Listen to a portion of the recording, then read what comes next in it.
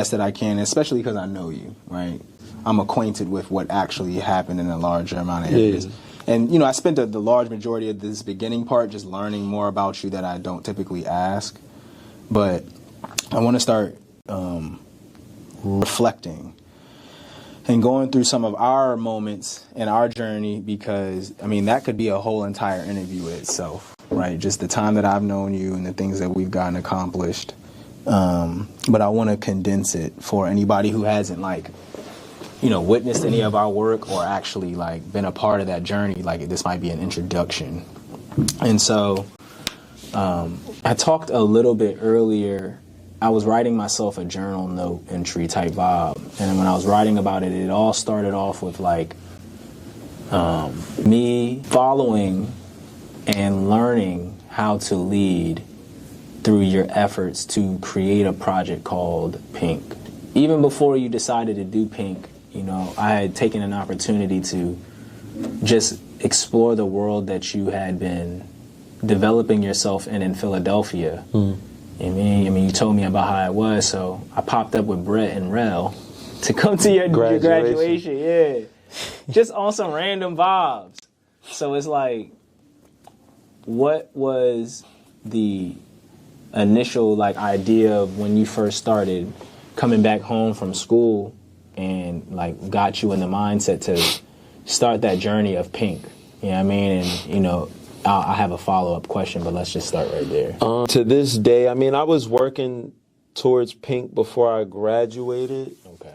But I guess it was really like knowing that I'm about to graduate, there was this idea of relief, but then also, you know, I was in audio production. That's what I was majoring in. And there was something about wanting to be a sound designer and try to kind of go that route. But then by the last quarter of college, it was like, I just want to do music. I feel like I really got to, like, put something out now. And it was just a lot of discovery within those 4 years of me being in Philly and being around who I was and even meeting colorful people.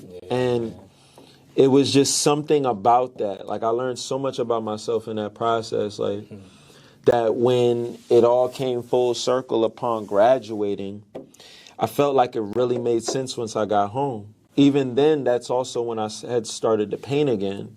And then I think that's when the colors and the imagery really started to translate more into the branding / artist identity I was really trying to cultivate. I mean, it was a part of me while I was up there, but it really started to come and make sense. And I just knew once I graduated, like, it was on. Like, I really had to make something shape. And it's crazy because I could take up to 5, 6, 7, 8 years to make a goddamn project. and I mean, trust and believe, like, even throughout that time, I'd be hard on myself. But, like, even looking back now to here, like, it just goes to show, like, how much collection I do. And I mean, you know, like, sometimes you let life you at times, but I realize that's also what kind of builds into the story and the expression, is because I really, like, intake a lot. And just being the artist I've been, I realize, like, just how meticulous I am with things. And so, you know, my experiences and the people I meet play a huge part into what involve into my experiences and my expression. Yeah, like, everything kind of just funneled in, and then that's what brought me there. Yeah, I mean, that was what made me type in the most, was like, I'm like, all right, this is somebody who's actually, like, living their life and feeling out real moments. Mm-hmm. And I was in a, you know, my immediate circle of friends, like, we was all numb. Like, that was our thing. Like, we were numb. Like, we had so much going on in our personal lives. Every day we trying to link up and be numb to the shit. Excuse my language. So it's like, when I met you and you were like... So we're not cursing? I try not to. Okay, well, damn. I have a couple I cursed times. earlier. Yeah, you know, I try not to. Just because how I try to distribute, right? Yeah. So, yeah, man, I initially that was what drew me to you, because I'm like, man, this person is actually, like, speaking from the heart. And I remember those days you were not as tactful. You had like some spice to you, bro. You definitely used to like just pop up on my timeline some days, and I'd be like, dang, I know when somebody's going through something, bro, because I'd be going through stuff. So that was like when those I are talked some to of you, my more embarrassing. I say those are some of my more embarrassing. no, that's what I'm telling you, man. Everything happens for a reason, in the sense of like it connects you with the people who you supposed to be with at the time, and then if it don't last, then it don't last. But that was when I was in an unsavory step of my life as well, as you know what I mean. We just from two different worlds, but they came into opposite alignment, and Those boom. are my cries for help, man. Bro, or all my of us. Cries for attention. You feel me? You feel me? So I'm like, okay, I see you, right? You talking my language, just from a different, you know what I mean, point of view, but I'm like, I get what you're going through. So I hit you up, I'm like, you know, I see what you're doing with your music, bro. I see you. I get what's going on. And, you know, the more I start talking to you, I start realizing, I'm like, man, you actually had a drive and a thirst and like a want to become more. Like the conversation, you'd be like super ready to have them. Like you'd be always charged up and ready to learn and go and figure something out. And I could feel the hunger all the time. And that was what I was going through at the time, just on some street vibes, where it's like I had a hunger, but I needed to place it more constructively. So like when I started coming to your studio, that was like a totally different like experience for me entirely. So but I could see from just the vantage point, like this is his piece. Did you know that at that time, like that was where you was like a valuable version of yourself? Like, did you know at that time when you were making music in the room, getting off work, and we walking at the park? Like, did you know that was your mode? Yeah. At that time, you couldn't tell me nothing as far as that I couldn't be that. Yeah. And like I couldn't be an artist. I couldn't do this because that was just something that really. I was finally able to express myself in ways that remind me who I am. And just that adoption and security that I felt from truly embracing myself after plenty of years feeling like so weak-minded and illegitimate of myself, it really felt like the cultivation, like, yo. So it was like, that was like my version of therapy then. And nobody could tell me nothing. So it was like, it's me. So it's like, it was fun. I was dedicated. Of course, at the time, I'm a lot more like, I felt like my ambition was so much more free because the lack of knowledge and just the idea of, oh, I got to be this. I want to do this, you know? So it was just like, yeah, I was so excited to just cultivate. And of course, my biggest goal at the time, based even on my influences, was I need to do this with my people. I want to be with my friends. I want to, and of course, there's a part of me just want to show the shit off, show it off. You know what I mean? So it's just like, yeah, man, it's crazy just thinking about it now, like where I was. And even to this day, I still think about that chip on my shoulder. Like, this is still a chip. Like, when I was in the gym around that time, well, when I was back home after graduating, and this one guy told me, like, actually, no, this might have been in 12th grade, actually, man. Oh, okay. I was in the gym, and I had gotten to know one of the people there, and, you know, I told him, he just asking to get to know me. Like, we're just getting to know each other. Like, he don't know nothing about me, for real. So he's like, what is your niche? And I'm like, my niche is music, or like creating music. And he's like, that's not your niche. And I'm like, why is it not? Like, and in his mind, I don't know if he wanted to purposely be the guy to make that be the push, or he just didn't feel it from me. Mm. But, you know, it was just like that to this day still, like, and it's different because I look at it with a different lens of maturity now, but like, just in my younger days, man, like, I knew what I was capable of, and I know that I had something that nobody else had, you know? And like I said, it just made me feel free. Like, just creating made me feel free, man. Like, I mean, that's how I felt about you at that time as well when I was working with you. And I'm just laughing a minute ago because I'm like, when you see us blow up guy from back in the day, you're gonna be sick. You're gonna be sick. Hey man, I hope he's still in good spirits. Yeah, I hope he's physically still healthy because the boy was stacked. He was lit. He was stacked. But it's like, that's exactly what I saw. That's why I was with it, right? Because in my neighborhood or in my upbringing, it's all about being thorough, being real and being authentic, right? And, out of all I watched people, I watched people commit all types of crimes growing up. And I I knew how to categorize my role models, for better or for worse. Like, this person has the ability to inspire and motivate and move me, so I'll compartmentalize that in my mind in that capacity. And then so I met you, and I'm like, all right, yeah, he deserves space in my mind because he has the ability to convey what it is that he believes in wholeheartedly and stand on it. And it's like, and he doesn't got to sell drugs to do it. So I was like, that's ultimate. That's super commendable. And so the reason I mentioned that was because, you said something super important, was like, nobody could tell you nothing about that chapter in your life in terms of what you were going to get accomplished. And everyone around you felt that. I could see, I'm like, man, this guy has leadership qualities. Like, I don't want to lead. And that was always my sentiment growing up initially. Like, I don't want to lead. He's got it. And even at that point in time, like, not to cut you, but like even that part where you was even questioning your own values of leadership and back then, like, it was something that I felt like I had to embrace. But truth be told, I was still in a position where I was like, I don't know if I'm ready for that myself. I was just only leading myself. Real right. And as I said, with wisdom and time, I can look back and recognize that. But at that time, it was like it's like everything you say is like ahead of itself. So like you did Lost Fortunates, and then like while you were doing Pink, you were really living out the Lost Fortunate thing.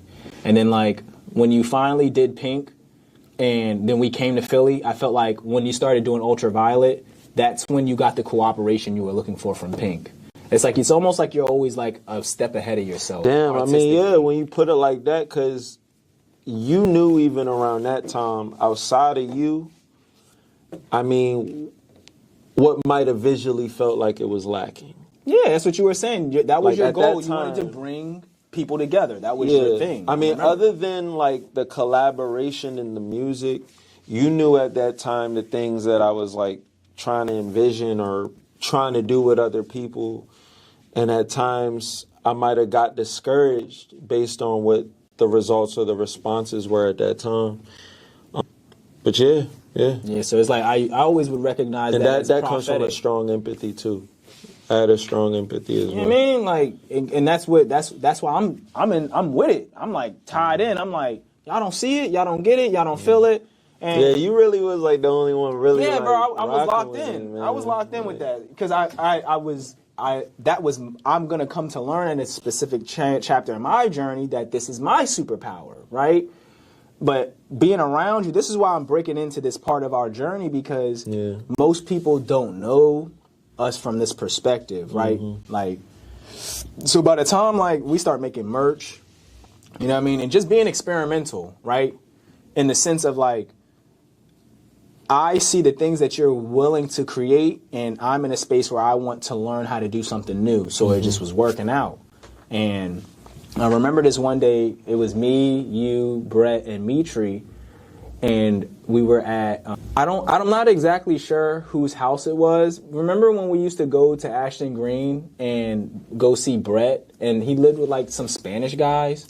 Or something it was like Robert. That. Oh, so he did live there. It was a moment where he was staying over there. So I remember we were in the garage on the pool table, and I was arguing. I was like in my vestis, just my vestive, just like, I'm gonna argue with everybody. My points, energy. You and Brett, man. Yeah, we would just argue. Brett always with these strong points. Man. And so I remember telling him, I'm like, I remember just getting so upset about you one day about like, I just met him and I feel like I'm riding harder than y'all, and y'all supposed to be his guys. You know what I mean? And I remember that day because he was like, he felt slighted. Like, he was like, all right, man, fuck all of that other shit on the table. We talking about water and Sabi and just like other political dynamics, not something personal. and I attacked him because I was feeling myself. I attacked him that day, and I'll never forget that. Because Brett played a dummy in a lot of that's what I'm saying.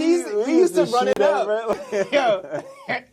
That's what I'm saying. These were so defining moments because I knew it was real because Mitri never get involved, and that day he got involved when he said he was like, he commended you on what you do, but he like revealed, and it was like that one moment the character in the group never talks, and then Mitri that was Mitri that day, and he was like, man, I'm not as confident as Berlin. Like, and I'll never forget that. He's like, like, I respect what he do, but, like, we not him in that way. We ain't gonna hop out and show our stuff.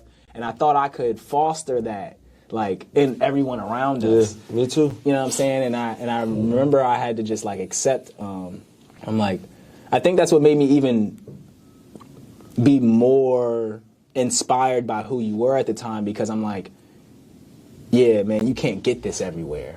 Right? You can try to bring it out of people, but everybody won't let it come out. You know what I mean? I had personal relationships and, friends in my life. I'm trying to bring that out of them. They didn't want it to come out either. But when somebody very close to you had said it, it shifted my whole perspective. Like, damn, how can I be here for this person in a meaningful way? So I tied up that story about the merch and stuff because that was like the first thing that was a sentiment of like, me wanting to be as a part of what you had to offer as possible and making it a testimony, like a role model for everybody else. Like, look, you can get invested in what he's doing. This is how you do it. He got merchandise. So what was like the shift point for you as an artist when, like you said, you got your brand on, you got your music out now, and you're like, I'll even use like, what is those called? A spark plug to kind of like fuel this conversation or your response. Like nights when we were at Richmond doing those shows in the basements, or driving out an hour and a half to go to Baltimore to hang out with Fortresses and just stuff like that. Like, what was motivating you at those times? Because we trying to motivate other people, and you know what I mean. But what was your internal motive at that time? Seeing as like you said, you just got out of college, you wanted to have your own music out, but like what was keeping you going despite everything else going on? No, because I'm just absorbing all this, and I mean, obviously it's taking me back, but it's just also kind of like refreshing my sensory of maybe on some things that I just been forgetting about. But the things that really motivated me, man, like around that time, I mean, obviously your encouragement and you having the belief in me that you did. And I mean, the craft alone always kept pushing me, but to really want to make it to the next level, I just knew that I can't allow myself to just give in or give up from just not trying. And the thing is, a lot of people weren't showing me exactly the example of how to do it or doing it. And I also felt that resistance from a lot of people of not wanting to take that step. And so when I had the momentum of either having my own car or being able to drive or having this access, I was trying to do everything that I thought I could do that, I haven't either seen other people do or that nobody was putting me on the roadmap to do. And, I was just doing what came natural of what I would think we should be doing. Work, yeah. Right. Yeah, and of course, my biggest thing was exposure. Yeah. My biggest thing all the time was exposure. So even like, say, the Richmond show, right? Like, and that's still one of my, like, highlights of just my life, because anything that's related to Virginia is going to always be my biggest highlights, only just because it's home. So yeah. I remember we came up there like 12 something deep. Like, it felt like that. Like, it felt like we had the whole entourage and everybody about to spill their guts out on the stage. Yeah, like, but that just speaks to the testament of what I really wanted to see for everybody I love and know. Like, because everybody's demonstrating their uniqueness and their prowess, and everybody got potential. Mm-hmm. Like, everybody has potential, whether it was for them or not. And so getting to be a bridge of that, because again, it goes back to that part of my confidence and me just always wanting to have a family outside of my mom and dad. Yeah, bro. And I don't know, like, I guess being an only child kind of does that. And you know, I have friends, and obviously So y'all... you still want to have your own peace and your own, self. It's that idea you know what I mean? of having a group of people that you can genuinely live your life with, that you can always trust and be safe around, like be yourself with. And I guess... And grow. Like, you don't want to just stay in that condition. You want to grow together. Definitely. Yeah. And so that idea of y'all embracing me for who I am, I mean, because the thing is, even as shy as I might have been with anything else, I know when I really get to know somebody, they're going to get to know the true me. Like, so y'all were embracing that part. And so that's just another charge. Anything that was like seeing me for me, embracing or appreciating what I was doing, and was down for the road or like down to see what it was, that just kept the battery going. You know what I mean? And it's just those times that remind me, like, if I can have like my friends who never got to see this part of me, but we get to do it together, like that meant the most. Like, cause that was always like my dream, even when I first started, like being so heavily influenced by Odd Future and stuff back then. I used to always envision all of us being able to try to be that collective in some sense, or this person does this person does this. Like, we're not all rappers and musicians, but like this person does this person does this, that. And then we're just already all good with each other. I mean, granted, life happens, things can, who's to say, but like, it's just that idea of we all have a place to be ourselves and try to go somewhere where we could all assist one another. You know what I mean? And just at that time, I just saw such fruition in that because it was home. You know? But yeah, all that motivated me. All that motivated me on top of exposure. The biggest thing was just trying to be exposed because I knew what was there, no matter where the skill level was at the time. And even then, I was still pretty skillful. But like, I knew I possessed something that was different from everybody else, no matter the comparisons I got. Like, I was still unique.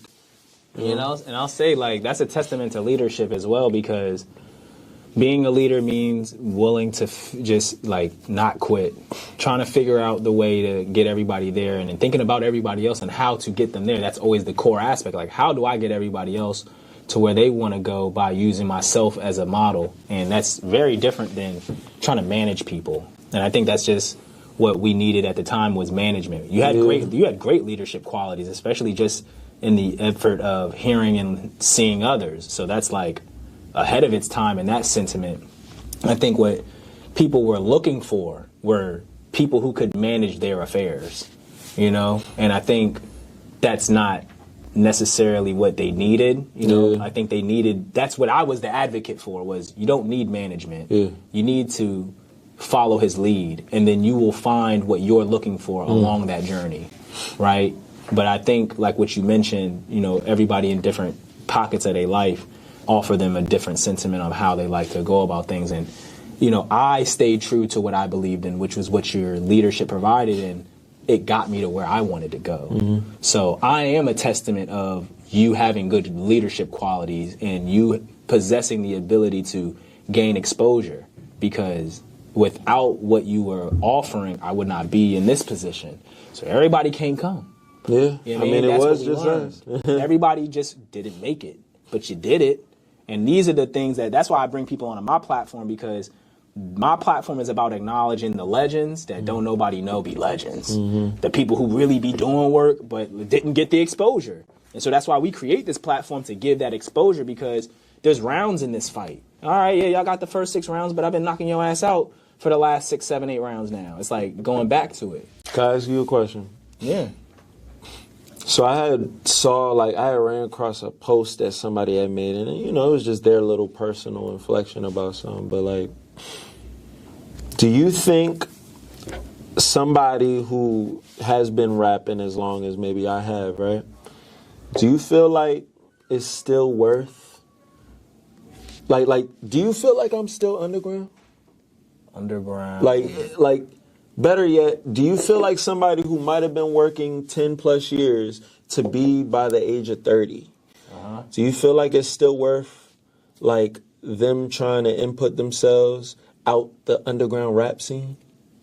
All right, I'm gonna clip it. Yeah. Yeah, I like that. Because I only